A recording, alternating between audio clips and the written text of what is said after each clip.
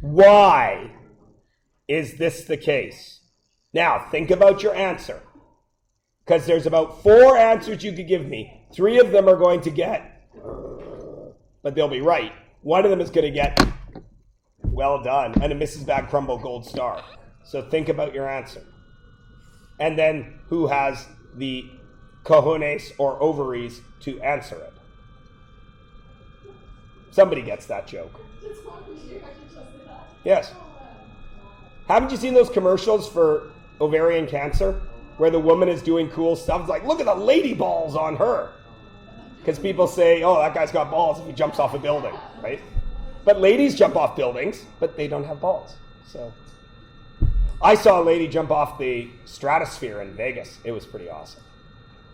If you don't know what the stratosphere is, it's like the Space Needle in Seattle, but it's 1,000 feet tall, and you can bungee jump off of it. Did she die? No. She bungee jumped off. Oh my God. Max? Wait, Do you think I would have been happy? Oh my God, I saw this lady jump off a 1,000-foot building and splatter on the pavement. It was the awesomest thing ever. Have you met me? I'm an empathetic individual. Now, anyways, why? Why? Why is it IV and DV? Jenna? Shh. Time is going to pass anyway, and depth changes as time goes. Gold star. Because that's the answer I wanted. Usually what I get, because time's on the x-axis, and x is where we put independent variable. That one. I don't like that one. Right? So, good job, Jenna. That is exactly why. Time is passing for everyone. The longer she is in the water, that is the depth. All right, excellent. How long did the dive last? Excellent, 30 minutes. Everybody can read a graph. Lovely. At what times did the diver stop her descent?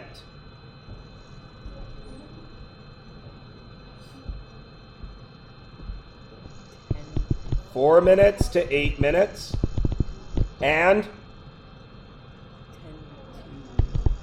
10 to 14. How do you know that? Because there's the periods where it's just a straight Flat line. What does that mean? Right. Her dependent variable is not changing, but her independent variable continues to change. Why?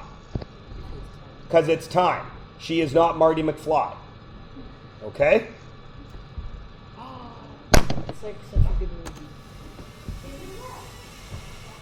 Wait, who asked that? Oh, okay, wait. No, I got you, teacher. Yes? That was a dodged bullet, Ayessa. That was a dodged bullet. You were like Neo in the Matrix. And it went.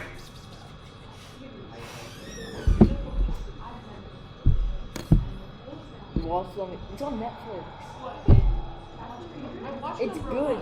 Time to go on Check My Mark and change somebody's marks.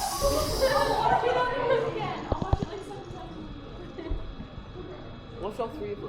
What was the greatest depth? 20 meters. For how long did she spend at this depth? 4 minutes. Now, I need to stop for a second. Does this graph show what actually happened, or does it show a numerical representation of what happened? It is a numerical representation of what happened, because once she dropped off that boat, did she go up? No. But I still get students that say that. She is not up in the sky. Your graphs do not represent real life. Okay? Everybody understand? For example, if I jump off out of a plane,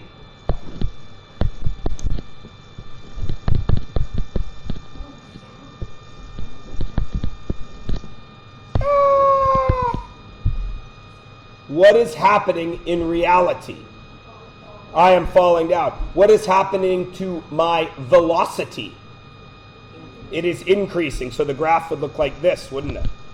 Even though I've jumped out of a plane. If you Got it? So be careful about that. Do not draw graphs to represent real life. Draw graphs to represent data. Now, what is the domain and range? This is what we were just studying yesterday, Wednesday. Anyone? Yes?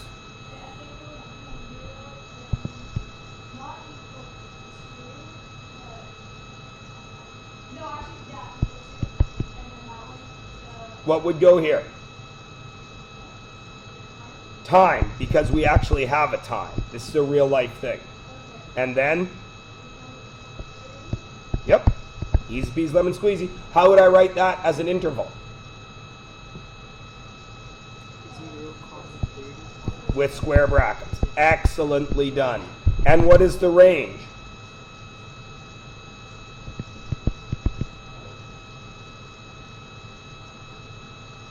Depth to a maximum of 20.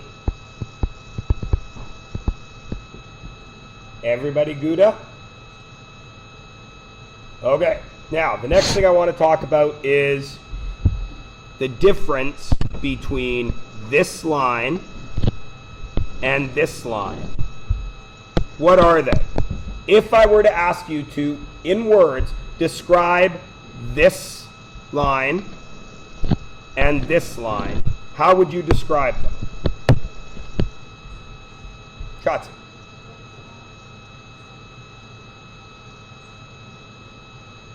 Excellently done. Excellently done. That is exactly half of what I need to know. And no. That's not a put down. That's not a put down at all.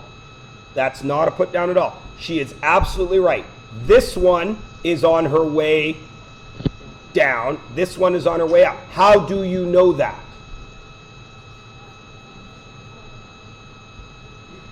I'm coming back to 0 here, and I'm going away from 0 there. Excellently done. What is something else you would describe as being different between the two? Jenna. This one is steeper than this one, isn't it? Right? Excellent. What does that tell us? Yes. Why?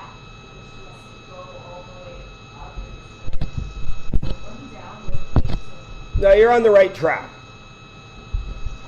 Here, you will notice that in 4 minutes,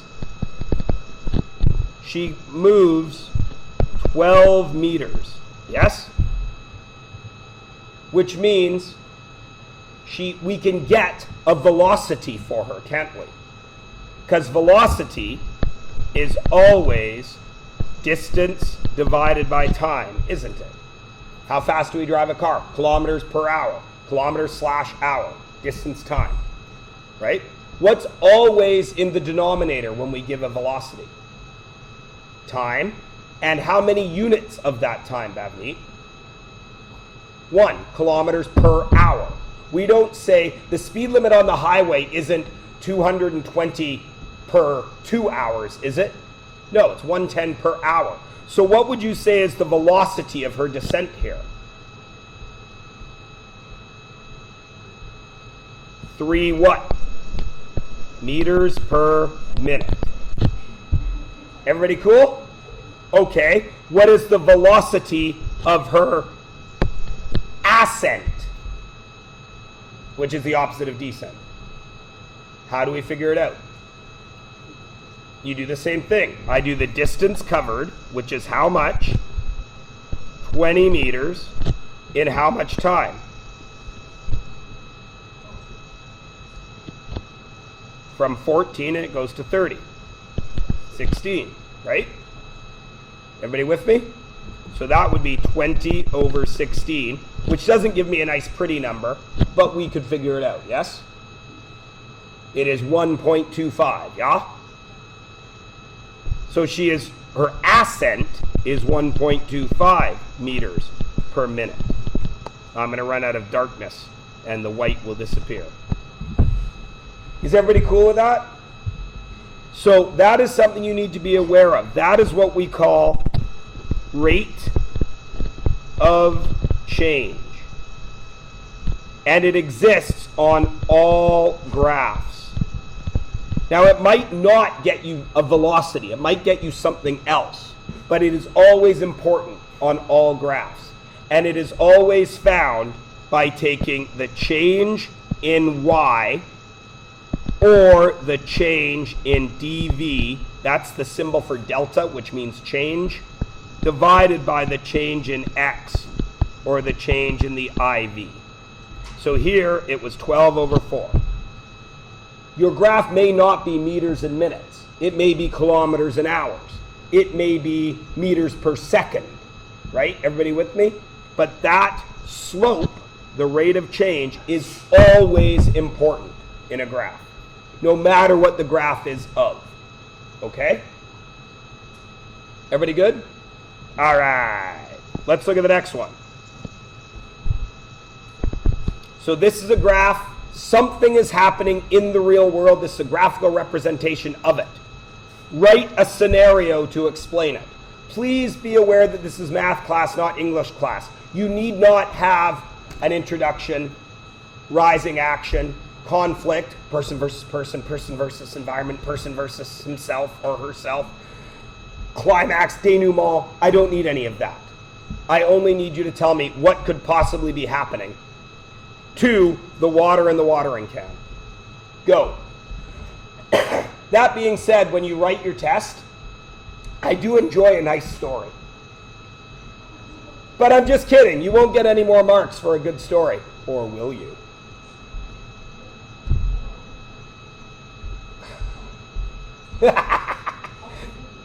Everyone will be like, I need more time. I'm only on the second draft. I have to submit it for peer editing.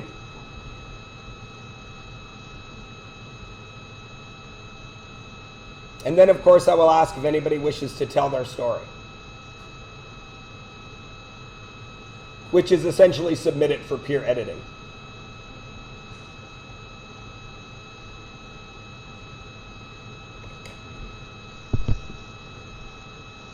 Anybody?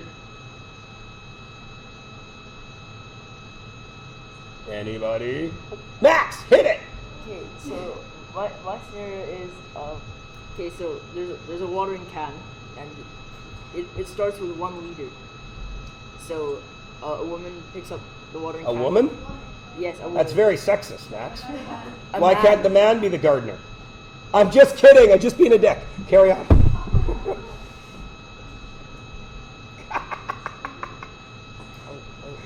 A woman, Max. It's okay.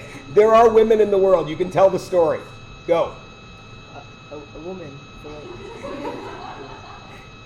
A woman takes the watering can from outside, already with 1 liter of water. Yeah. Fills it up with water at her tap, and then Yeah. walks over to the plant and uses it all on the plant. Absolutely correct. A+.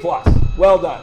Now, when I tell this story, it's a big brother who fills it up, sneaks around to his little sister who's lying on a lawn chair, minding her own business, reading a book, sunbathing, and dumps the water all over her. Not that I would know. But it may or may not have happened in my life. And since I'm a boy, you may or may not know which of those two characters I was. It is 2017. I could have been either. So, absolutely correct. Well, not necessarily half full. Full watering can, A to B. A to B, the can is filled. B to C, it is transported with no water coming out of it. How do you know that? Flat line, without any loss, because time carries on. And then C to D, it is dumped out. How? How would you describe the dumping of the water? Very abrupt. And Did I water my begonias, and then my tulips, and then my peonies, and then my chrysanthemums? No. What did I water? My sister. Bonus points, you're back. Dumped out all at once. I mean, yeah, it took 10 seconds. Excellent. Excellent. Okay, everybody good? Now, quick question. What is the fill rate? And what is the emptying rate?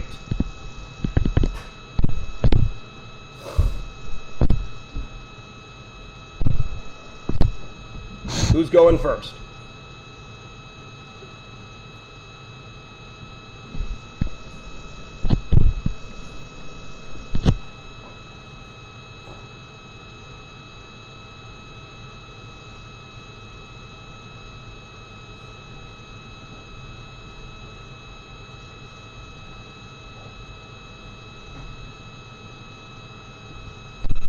Anyone for the fill rate?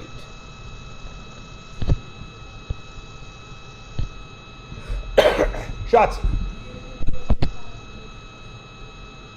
So you had 0.25 liters per second. How did you get that? You had 0.75, because that's how much you went up. Absolutely correct. Over how many seconds? Over 30 seconds. And that got you 0.25 liters per second? 0.025. Yes, thank you.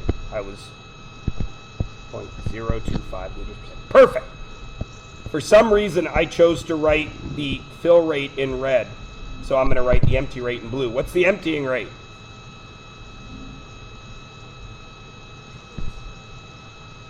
I dropped 1.75 liters in how much time? How much? 20. So I do that math to find the emptying rate, which is, pardon? 0.0875 liters per second. Cool? Everybody's good? Awesome, possum. 2 in the morning. This morning, my dog starts barking. Now you guys got to know this. My dog never barks. So I'm lying in bed. I hear.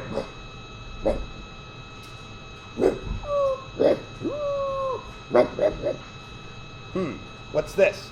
So Kathy and I get up. We walk out the door, and then the dog goes ape. He's running around the house. He's nuts. We got a pet door. The dog likes to stick his head out the pet door because he's too fat to fit through. It's a cat door. It's not a dog door. Sticks his head out. I look out in the front, and my kids had put out a little garbage bag, and it had been torn open. There's a raccoon on my front deck, and the dog was going ape. But he didn't want to go ape until we were already awake. It's like, all right, we're going to do something about this thing. Oh, I hate those varmints. Turns out the raccoon ran away, and the dog settled down. But it was fun. Alrighty. Okay, listen to me. I would like for you to attempt to draw this graph. Please, please, please. Draw, if you have one, in pencil, because a great many of you are going to make an error, and I want to be able to fix it.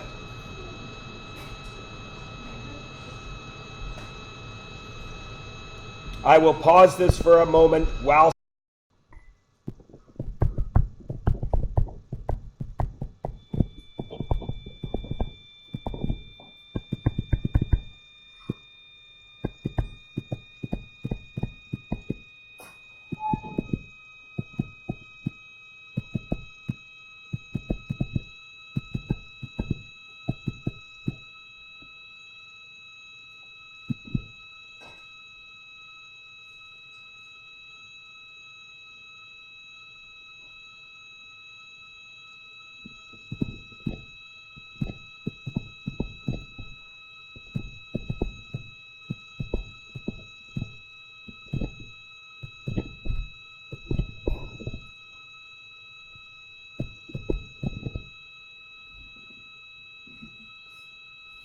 Okay.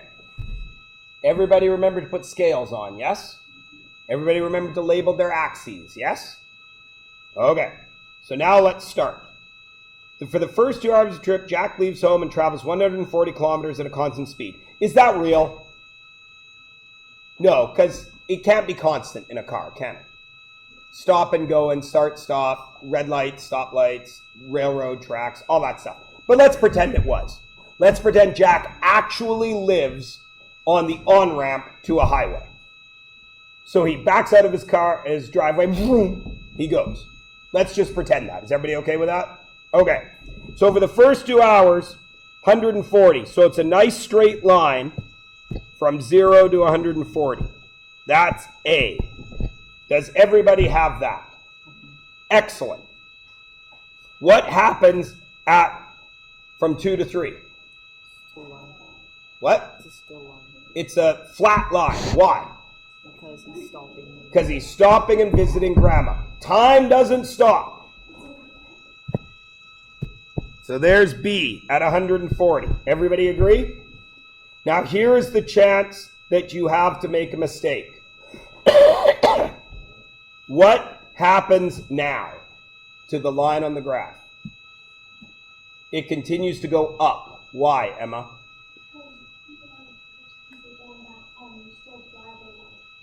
Excellent. Yes. How many people have their graph going down? Be honest. Okay. You have graphed.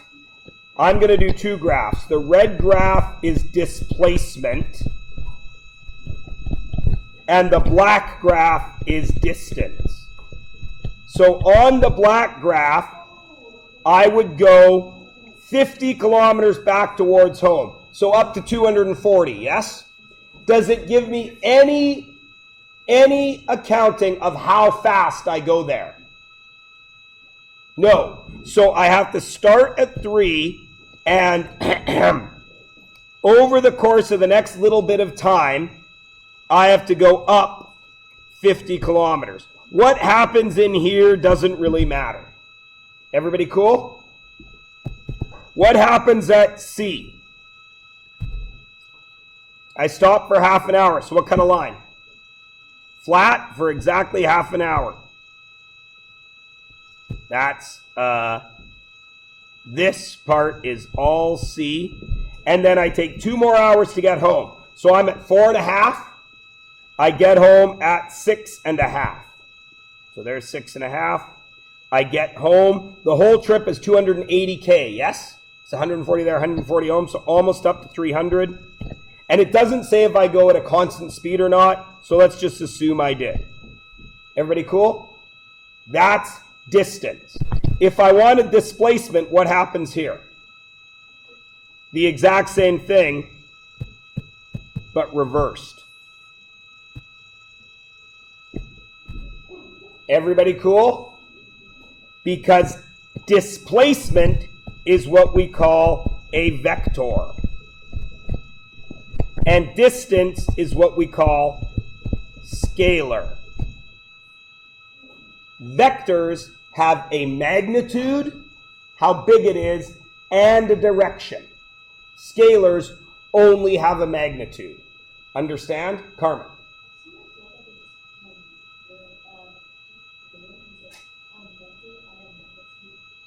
Yeah, that's where the joke comes from. So, in reality, this is what I mean. If I take 3 steps that way, from your point of view, what would you describe that as? As a distance, as a scalar. 3, right? What would you describe it as a vector? 3 steps left for you guys, because I'm going left.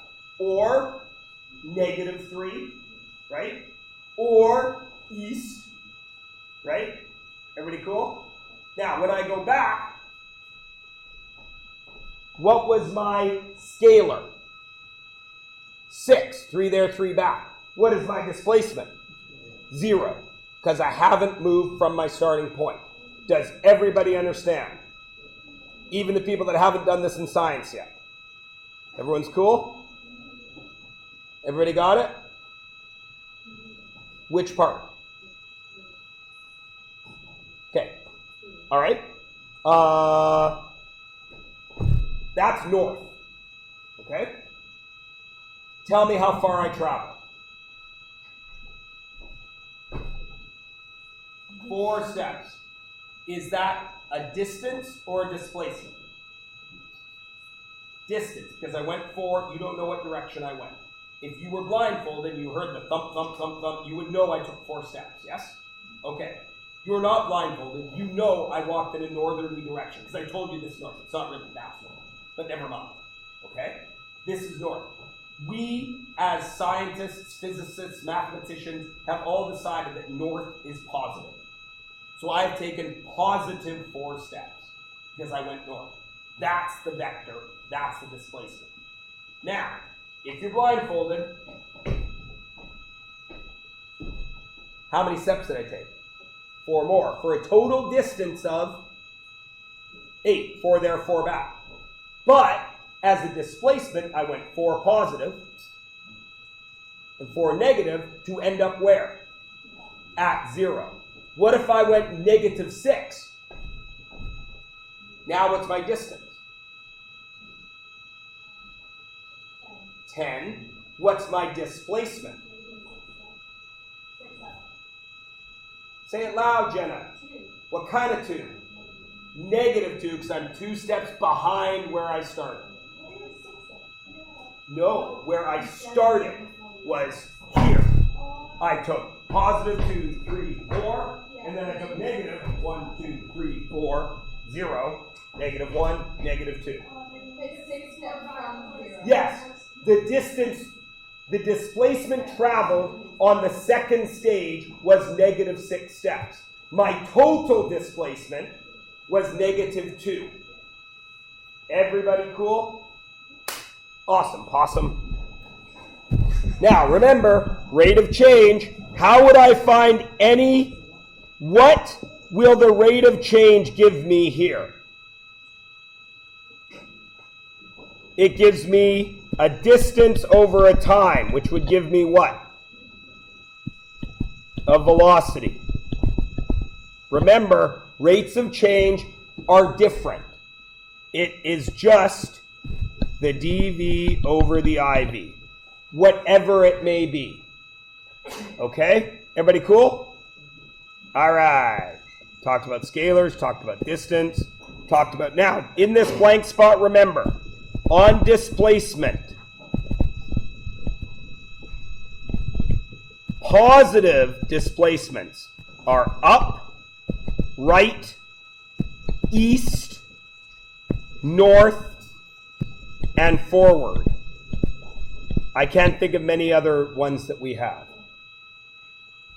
Negative displacements are down, left, west, south, and backwards.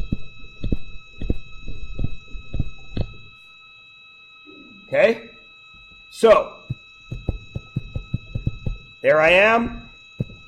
That would be 0. That's 10.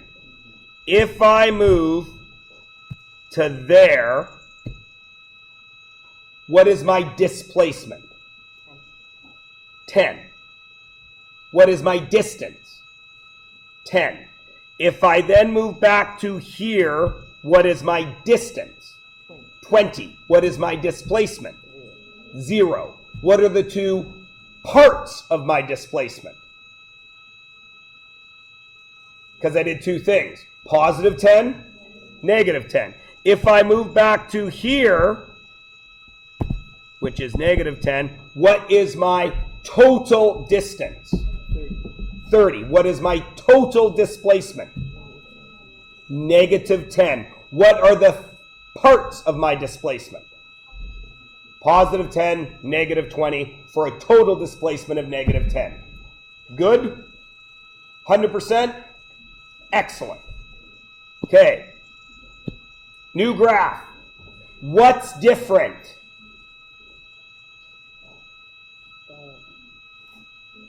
It's not distance and time, is it? It's speed and time. Correct? Okay. Now, describe a scenario that accurately expresses what happens on this race. What happens on this graph?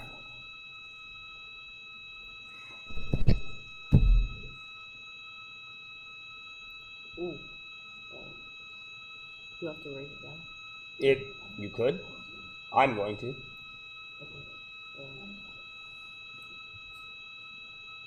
How do you two get out of here without being black and blue?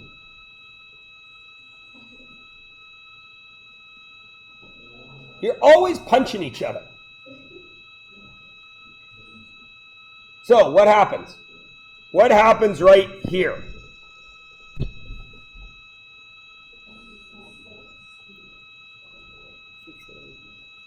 Thank you. At the first point there, at time 0, at time 0, she's still. Right? Ready, set, go. What happens? This is acceleration. Right? So from 0 to 2 seconds, she is accelerating. Now, physicists don't mind the term acceleration. They don't like the term deceleration. We're going to talk about that in a minute. Accelerating because as time goes on, her speed is rising. Yes? What happens from 2 seconds to 14 seconds? She is maintaining what? Maintaining top speed. Is she still moving? Yes. Okay, because this is a different graph than distance time. Everybody with me? And what happens from B to C? 14 to 16. What happened at 14 seconds? She crossed the finish line. Right? Why did it not go straight down? She didn't run into a wall, did she? She has to slow down. Time carries on. Right? So she crosses the line.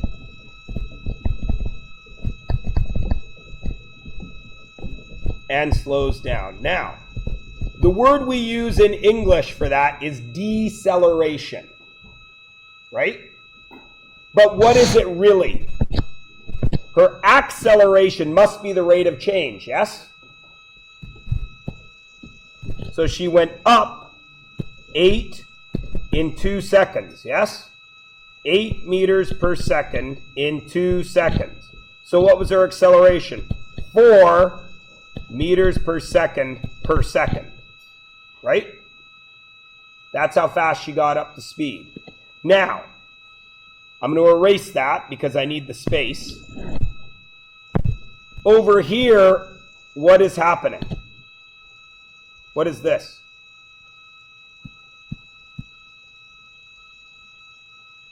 What direction am I going? What direction am I going? Down, which is what math? Negative. So this is -8 in how long? 2 seconds. So her acceleration here is -4 meters per second. Does everybody understand that? Negative acceleration is slowing down. You are not stopped. Understand? Yes. Could you write she has -4 acceleration? Yes. 4 deceleration? Yes. Deceleration isn't a physics term. Physicists don't like it. You have positive acceleration, negative acceleration. Everybody cool? In grade 10, it won't matter. Your teacher won't differentiate between the two. But if you take physics 11 and 12, they should. Everybody cool? All right. So now, you guys go ahead and draw me this graph. Height versus time for a child on a swing. No, you don't have to be pretty. Make the axis, put the right things there, and then draw a line. You've got 10 seconds. Go! 9, 8, 7, 6, 5, 4, 3, 2, 1, 0. Just kidding, you have more time. What goes over here, though? Seriously, folks. H. What goes here? T. Lovely. How does it start? At 0 and 0? The swing is sitting on the ground? Above the ground. No. Has to start a little off the ground, doesn't it? Right? Okay, then what? Think about a swing. What's the first thing you do when you put your butt in a swing? Push where? Off the ground. Some of you may push forward, which is stupid. Most of you probably back up a little, right? But regardless, that swing is going where? Not backwards. Not forwards. Up. The height increases. How much? The distance of your butt from here to here, yes? Is it very much? No. So very little. What happens when you lift your feet? The height of that swing goes back down. How far? Not to 0, or you'd be sitting on the ground. Back to where we started, yes? Now, if you are an efficient swinger and not a lazy sack of crap like my kids, push me, Dad! Oh my God, you're 10! The next swing will be what? Slightly higher. But will you ever go below this line? No. Will you max out? Yes, because you cannot swing all the way around. No matter what your kindergarten buddy said. I know this guy. He swung all the way around. All of you have a kindergarten buddy that told you that. My brother, my cousin, my great uncle said he swung all the way around. You're like, no way! Way! It's impossible. You cannot do it. Gravity wins. What will happen to the slope of each of these curves? It will get what? Steeper and steeper because you are going higher and higher in less and less time. Everybody good? I have to sneeze. Thank you for the preemptive blessing. All right, look at number 6. How are you going to draw it? Read it carefully.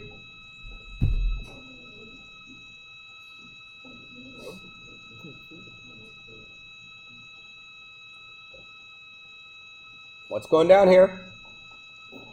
Time. What's going here? Distance. Distance.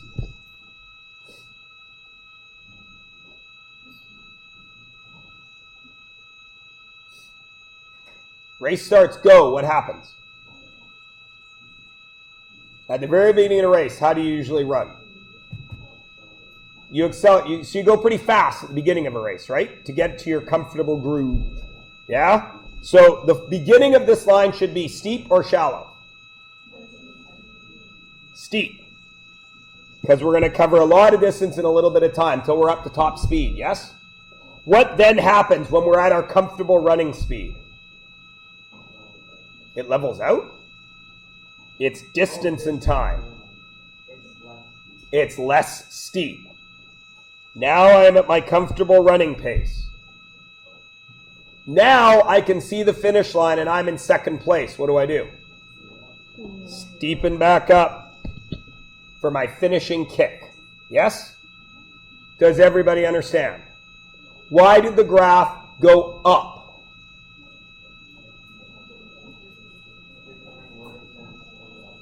Covering distance in less time. That's why it got steeper. But why did the line continue to go upwards? Pardon me? He never stopped. Because it's distance. And because it's distance. Those are the two answers I needed. He never stopped running.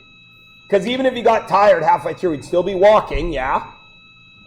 He never stops, so the graph has to continually go up. And it's scalar, because it's only a distance run, yes? Look at the next question.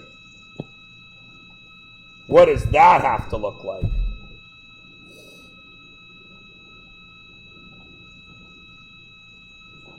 It's very, very tricky. Except setting it up is the same.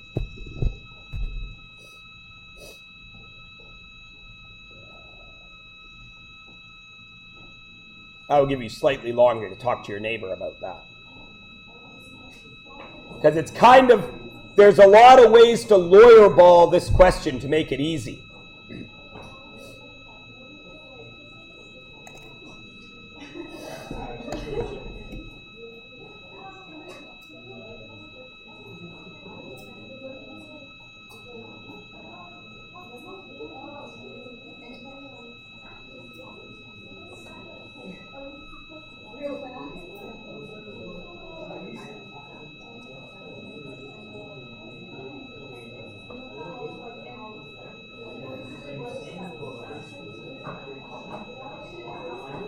What is the first question you must ask yourself?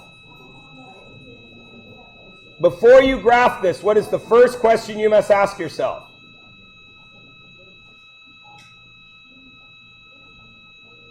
What's the one thing we don't know? No, we know time is going to pass, right, Shotzi? We don't know how much. And we don't know speed, absolutely. How can I do a displacement time graph when I don't know what I'm moving on? Right? It says it's a track. If it's an oval track, which is what most tracks are, but it doesn't say it is, what if I was running on a circle track? Right? Then it would change. Everybody cool? So first things first, what kind of track is it? I'm going to say it's an oval track like you guys are used to seeing, right? A track is 400 meters long, right? Here I am at 0, so where does it start? 0. As time goes on, and I go away from my starting point, where does the line have to go? Up or down? Up, because I'm going away from where I started, yes? So I'm going to go away.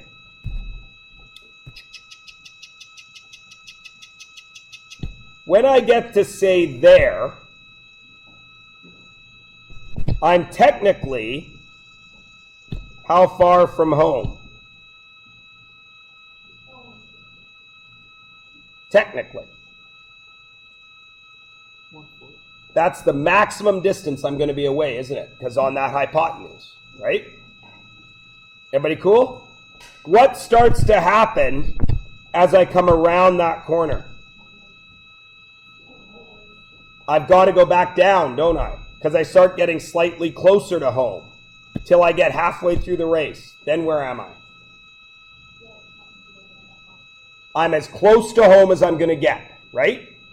So I got to go up, up, up. Then I got to come down a little, right? Then I hit as close to home as I'm going to get. But I'm not at home, am I? So can I go back down to 0? No. What happens once I pass there? I'm getting away from home again, aren't I? Up to a maximum. And then what happens when I come around this corner? Back to where? So where does the line have to go? All the way back down to 0. Does everybody understand? Okay. Please notice I'm looking for concepts here, right? I don't care how steep your line is, blah, blah, blah. I just need you to recognize what's happening. Good? All right. Your work for tonight is this. Everybody should be different, right? Because everybody lives in a different place. Everybody gets to school in a different way, right? I drive.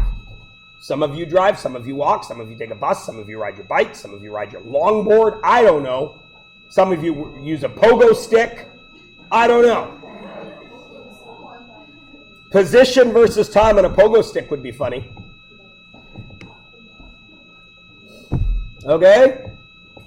and whatever the next thing is from your book. I don't know what's in your book if it has both 281 and 295. I do not think it does. They just go straight to discrete. You just have 295, so that's all you guys are doing. Okay? 2 questions and draw a graph for 2 days of homework. Boy, I'm a nice guy. And I told a bunch of funny stories, and you have time to get all your work done. Everybody wins. What? Yes. 295 is what page in your book, Max? 178. So in your book, it is page 178, but its title is page 295. Because I didn't want you guys to have to carry textbooks home. Because that's how much I care. What? Not pre-diploma students. Never. Go!